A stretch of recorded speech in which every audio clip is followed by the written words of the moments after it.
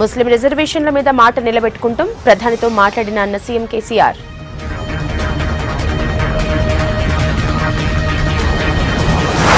సర్కార్ భూములు కబ్జా చేస్తే PD act చెరువుల్ని కాపాడతామన్న Harish Rao.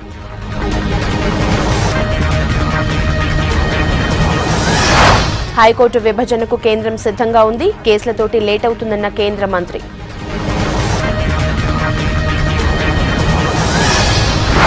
July 1 నుంచే జీఎస్టీ అమలన్న జైట్లీ, రాష్ట్రాల మీద భారం పడుతుందన్న కేటీఆర్.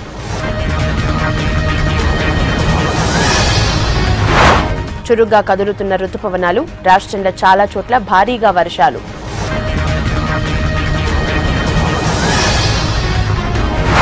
రాష్ట్రపతి అభ్యర్థి మీద బీజేపీ చర్చలు, ఎల్లుండి పార్లమెంటరీ మీటింగ్లో ఫైనల్ అయ్యే ఛాన్స్.